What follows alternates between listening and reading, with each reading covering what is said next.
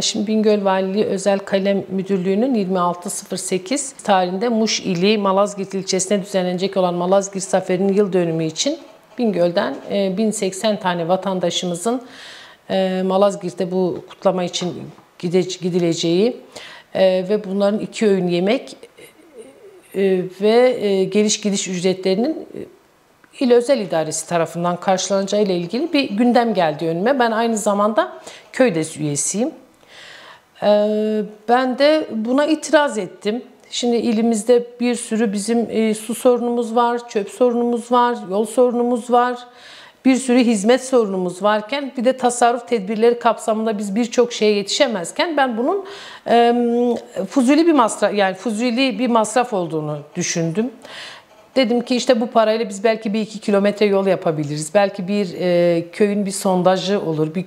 Bir köyü suya kavuşturabiliriz dedim ve bunu reddettim. İmzalamadım. Benimle beraber Köydes'te 2 tane daha muhtar da var. Onlara da bu durumu anlattım. Onlar da imzalamadılar. Katıldılar bana. Daha sonra muhtarları valilik tarafından çağrılıp bir şekilde ikna edilip onlar imzaladılar. Benim red oyu kullanmama rağmen oy çokluğuyla bu geçti. Daha sonra ben işte bununla ilgili ne kadar ücret ödendiği ile ilgili ben sormak istediğimde aradığım zaman yetkililerden bu olayı ben reddettiğim için, içinde olmadığım için bana ücret de söylenmedi. Ancak aldığım bilgiye göre 1,5 milyon dolayında bir ödeme yapılmış bununla ilgili.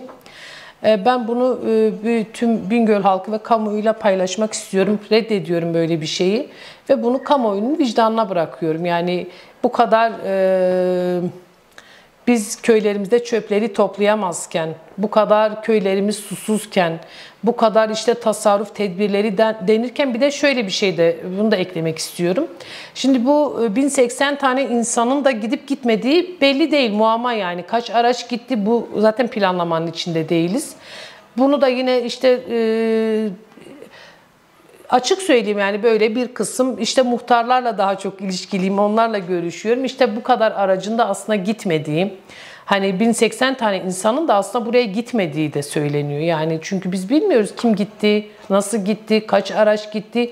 Bununla ilgili en azından bir açıklama bekliyoruz biz yani. Ben Köydes'teyim. İşte oradaki zaten bu işte doğrudan temin veya işte fatura usulü işlere, ihalelere kesinlikle ilk günden beri tavrımızı koymuşuz. Tavrımız bellidir, şeffaf, açık ihale usulü ihaleler istediğimizi biz bunu belirtmişiz. Ancak zaman zaman işte çok acil işler olduğu zaman biz bu yolda hukuki bir yol böyle yani yapılabiliyor ama ben mümkün mertebe gerçekten hani bunların takipçisi olmaya devam edeceğim. Hani bu memleketin bir kuruş parasının bir yere gitmemesi için elimizden gelen ne varsa takipçisi olmaya çalışıyorum.